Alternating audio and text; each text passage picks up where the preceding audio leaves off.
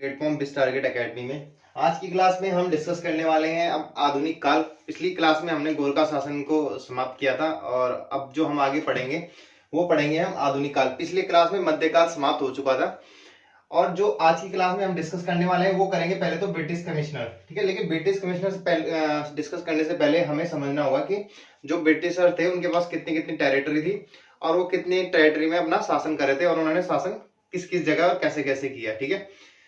तो देखिए जैसे ही 1815 में आंग्ल गोरखा युद्ध होता है, ठीक है।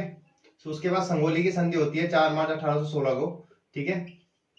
1816 को इसकी पुष्टि हो जाती थी सरकारों द्वारा, दोनों सरकारों द्वारा, चाहे वो अंग्रेजी हो, चाहे ब्रिटिश गवर्नमेंट हो या फिर नेपाली गवर्नमेंट हो, उनके द्वारा इसकी पुष्टि हो जाती है। और जो काली नदी है यहाँ पर, ठीक है, यहाँ जाके काली नदी है तो वो उसकी सीमा मान दी जाती है, ठीक है। जो ब्रिटिश की टेरिटरी होती है और नेपाल की टेरिटरी होती है उसको सीमा मान लिया जाता है।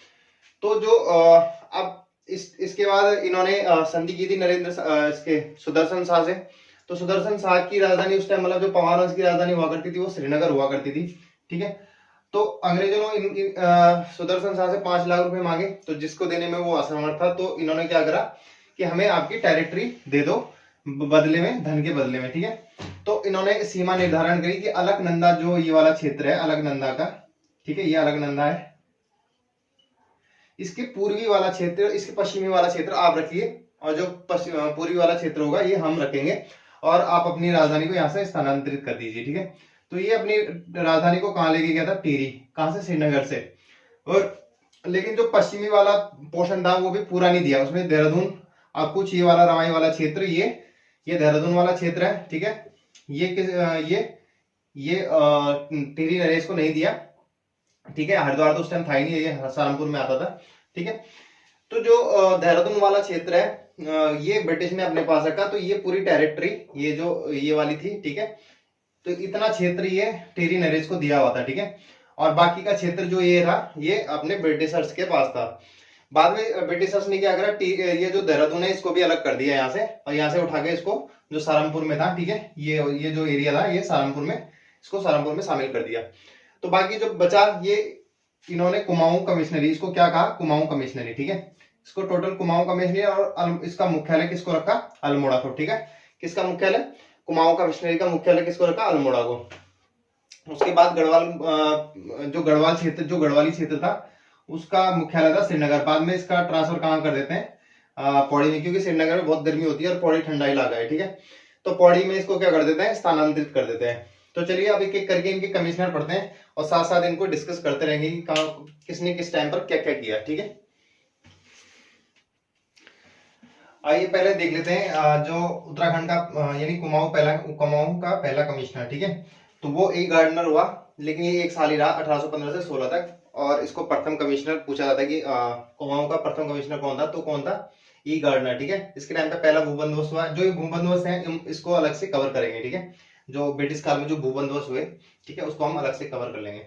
टोटल 11 भूबंदोबस्त हुए, बाकी एक भूबंदोबस्त हुआ वो जब यूपी की गवर्नमेंट थी तब, ठीक है। टोटल 12 हुए, 11 अंग्रेजों के टाइम पे हो गए थे। उसके बाद बात करते हैं दूसरा कमिश्नर जो आया डब्ल्यू ट्रेन। ये आया आपका 1816 से लेकर 1835 तक इसने शासन करा, काफी अच्छा शासन करा और काफी महत्वपूर्ण कार्य भी किए, ठीक है। जिसमें इसको वास्तविक अगर पूछा जाए कि कुमाऊं का वास्तविक कमिश्नर कौन था, तो वो कौन था? ट्रेल, ठीक है। कौन था?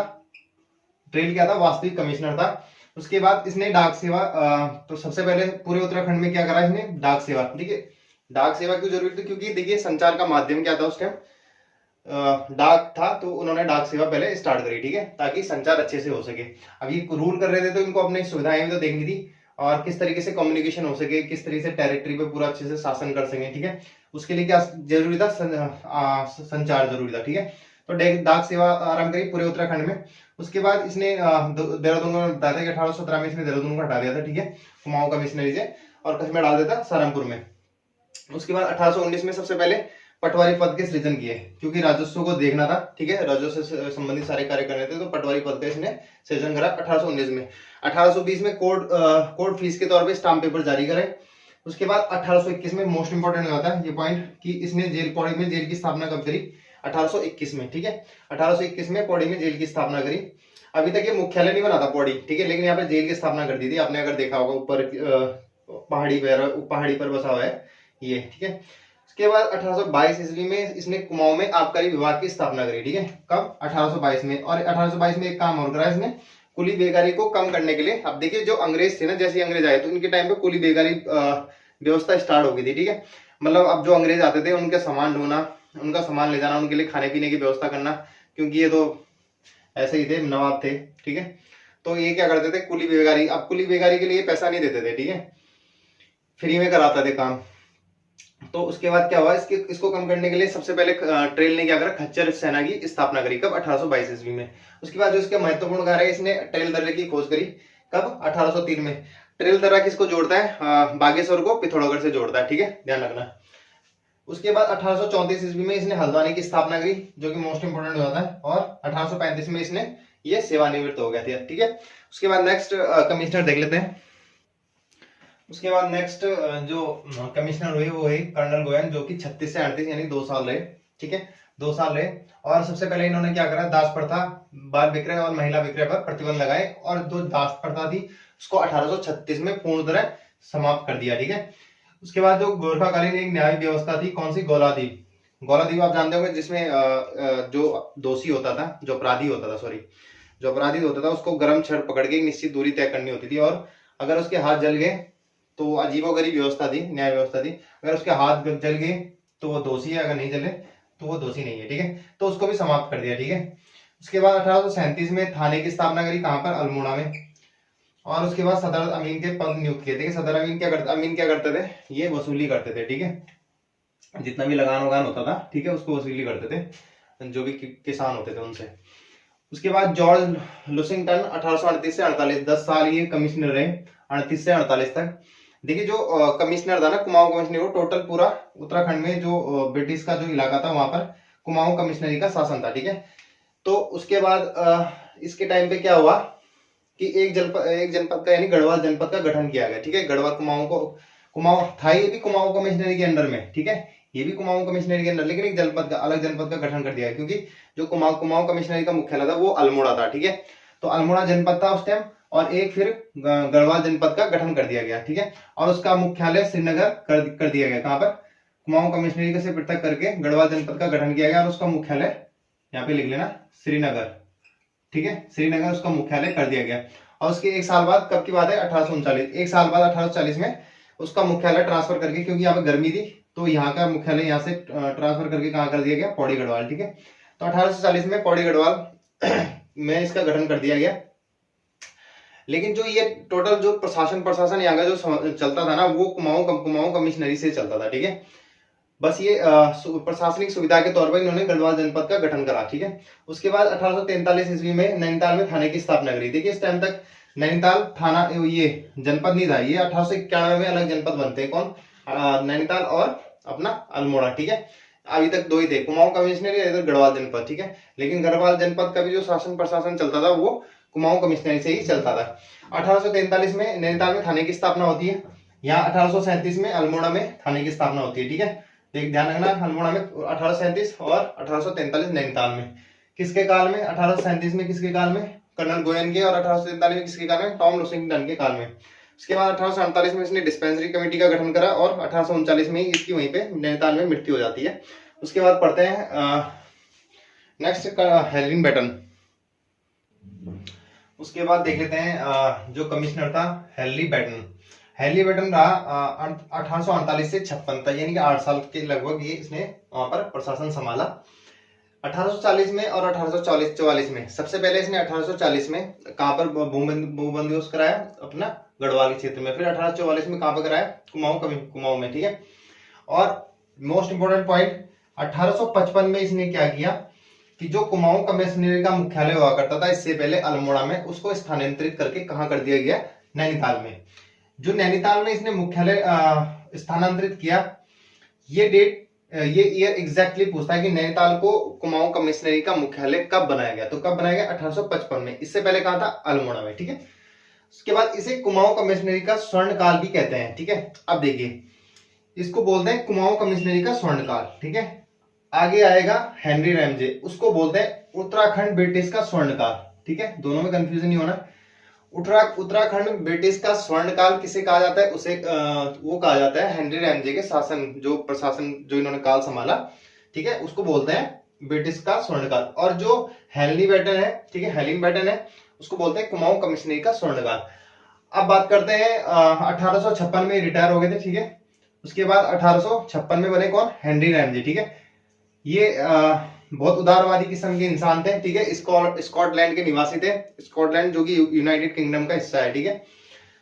स्कॉटलैंड, देखिए यूनाइटेड किंगडम में कौन कौन सा आता है, स्कॉटलैंड आता है आपका, इंग्लैंड आता है आपका, ठीक है, और नॉर्थ आयरलैंड आता है, ठीक है।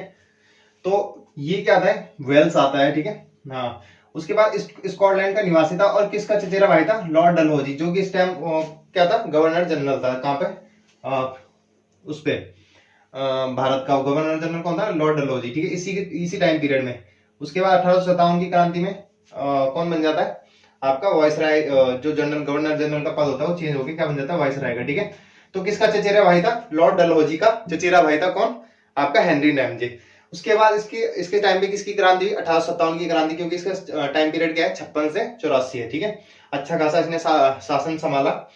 उसके बाद उत्तराखंड का ब्रिटिश स्वर्ण काल मैंने बता ही दिया। उसके बाद 1854 में कुष्ठ रोग फैला था, उसके लिए क्या करा इन्होंने, आश्रम की स्थापना की, कहां पर, अल्मोड़ा में, ठीक है, कब, 1854 में। उसके बाद 1858 में विलियम बटलर ने नैनीताल में क्या करा, मेथोडिस्ट चर्च की स्थापना की, ठीक है, लिख लेना यहाँ पर, मेथोडिस्ट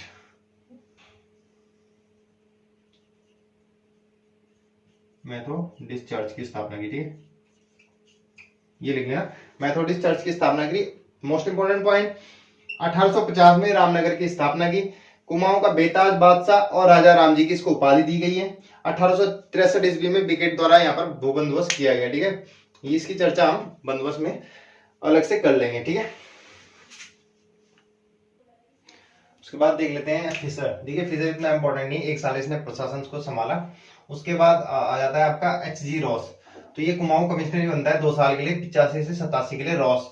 इसके टाइम पे आईएनसी की स्थापना होती है 1885 में, यहाँ पे लिख लेना 1885 में, यानी कि इंडियन नेशनल कांग्रेस, भारतीय राष्ट्रीय कांग्रेस की स्थापना होती है इसके टाइम पे। पूछा जाएगा कि क्वेश्चन की भारतीय राष्ट्रीय कांग्रेस की स्थापना के समय उत्तराखंड का कुमाऊं का कमिश्नर कौन था, ठीक है, तो कौन था, अपना रॉस, ठीक है, रॉस भाई था। उसके बाद जी.आर. ग्रेग बनता है 87 से 89 तक, ये भी 2 साल बना, ये भी 2 साल बना, 87 से 89 तक। पहला 84 से 85 तक, इससे पहले रैमजे था, कौन, फिशर, 84 से 85। उसके बाद एच.जी. रॉस 85 से 87, फिर 87 से 89 कौन, अपना ग्रेग के टाइम पे इंपॉर्टेंट चीज हो जाती है, 1880 में इसने लाइसेंस नीति जारी करी, क्योंकि बहुत सारे लोग हथियार रखने लग गए थे, ठीक है, अवैध तरीके से, तो इसने लाइसेंस नीति जारी करी। उसके बाद जी आर्स्किन, ये 3 साल था, ठीक है, 3 साल के नियर अबाउट इसने शासन संभाला। उसके बाद इसके टाइम पे क्या हुआ, अल्मोड़ा और नैनीताल के मोस्ट इंपोर्टेंट पॉइंट हो जाता है। 1891 में क्या हुआ, 2 जनपदों का गठन हुआ, एक अल्मोड़ा का, एक नैनीताल का, ठीक है, एक अल्मोड़ा का हुआ, एक नैनीताल का हुआ।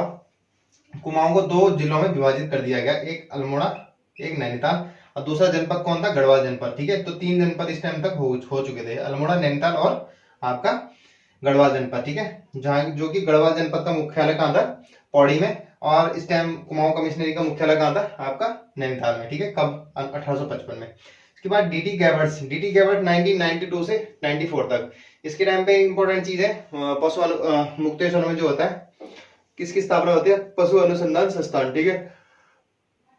उसके बाद इजी ग्रीज, ठीक है, इजी ग्रीज 94 से 98, 4 साल शासन करा, ठीक है। महारानी विक्टोरिया के समय उत्तराखंड प्रांत की सबसे पहली जो मांग रखी गई थी ना, वो 1897 में किसके समकक्ष रखी गई थी, आपके महारानी विक्टोरिया के समकक्ष रखी गई थी। उसके बाद आर.ई. हेमलिन, ठीक है, आर.ई. हेमलिन, इस तरीके से लिख लेना, अगर आपको समझ में नहीं आता, जैसे ईजी है तो ईजी इस तरीके से लिख लेना, जैसे एच.जी. रॉस है, ठीक है, एच.जी. इंग्लिश में लिख लेना, जिसको समझ में नहीं आता, जैसे जी.आर. ग्रेग है, जी.आर. ग्रेग, ठीक है, इस तरीके से लिख लेना। जैसे जी आर्स्किन है तो जी आर्स्किन आप ऐसे लिख सकते हो, ठीक है, इंग्लिश में इस तरीके, जैसे एम.डब्ल्यू. है, एम.डब्ल्यू. शेक्सपियर, ठीक है। चलिए देख लेते हैं आर.ई. हेमलिन। आर.ई. हेमलिन बनता है आपका 1890 से 1902 तक। इसी टाइम क्या होता है, जो देहरादून में रेल का आगमन होता है, और एक किसकी स्थापना होती है, गढ़वाल की स्थापना होती है, किसमें, गढ़वाली संघ हुआ है, गढ़वाली यूनियन की स्थापना होती है, ठीक है। 1901 में गढ़वाली यूनियन की स्थापना होती है 1901 में। 1902-3 में नैनीताल जेल की स्थापना होती है, ठीक है। उसके बाद बात करते हैं एमडब्ल्यू शेक्सपियर की। ये 1903 से 1905 तक रहा। इसके टाइम पे गढ़वाली समाचार पत्र का प्रकाशन होता है। अगर आपको ये चीजें समझ नहीं आ रही, गढ़वाली समाचार पत्र, गढ़वाली यूनियन, अभी आने वाली फर्दर क्लासेस में इसको डिस्कशन करेंगे हम, क्योंकि वहां पे जाके हमें जनता जागरण पढ़ना है, ठीक है, पत्रकारिता का इतिहास पढ़ना है, तो ये सब चीजें वहां पढ़नी है हमें। अभी फिलहाल बस इतना ध्यान रखना कि किसके काल में हुई, ठीक है, इतना माइंड में क्लियर करके चलना। उसके बाद पढ़ते हैं कैंपबेल 1906 से 1913 तक।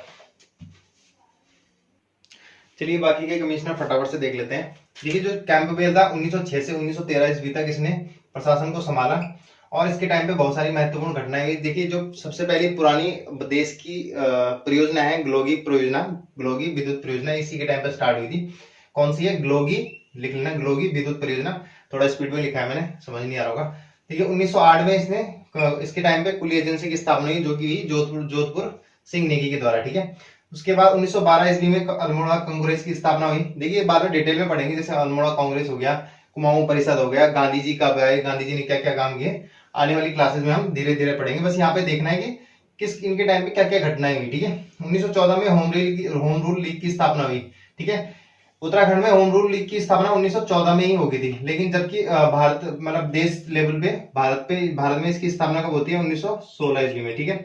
बाल गंगाधर तिलक और एनिमेशन के द्वारा होती है, ठीक है। अपने अपने स्तर पर दोनों अलग अलग उनकी होम रूल लीग की स्थापना होती है, ठीक है। उसके बाद पी विडम, देखिए पी विडम का कार्यकाल आता है 1914 से लेकर 1924 तक। इन्हीं के टाइम पे महात्मा गांधी आए थे। 15 में पहले हरिद्वार आए थे, 16 में देहरादून आए थे, ठीक है। 30 सितंबर 1916 को कुमाऊं परिषद की स्थापना होती है, ठीक है, जिसमें हरि गोविंद बल्लभ पंत थे, बद्रीदत्त पांडे थे, ठीक है। तो ये सब लोग इसमें शामिल थे, ठीक है, बाद में डिटेल में पढ़ेंगे। 1921 ईस्वी में कुली बेगारी प्रथा का अंत कर दिया जाता है फाइनली, ठीक है। जो ये कुली बेगारी प्रथा का अंत जब कर दिया जाता है 1921 में, तो कुली एजेंसी की स्थापना भी ऑटोमेटिक उसको समाप्त कर दिया जाता है।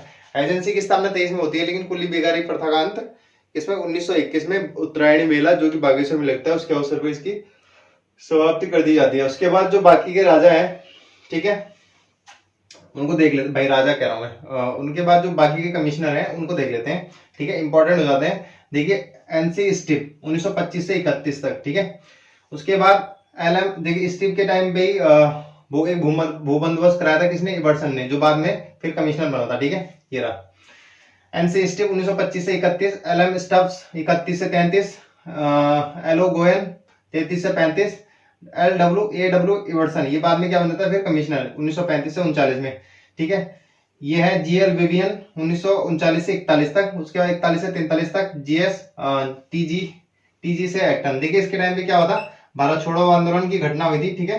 तो इस तरीके से इनको क्वेश्चन पूछ लेता है, क्रॉस क्वेश्चन।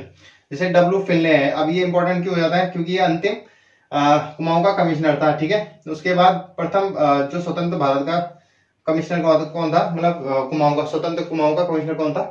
पहला भारतीय कमिश्नर कौन था? 1947 से 48 तक केएल मेहता, ठीक है।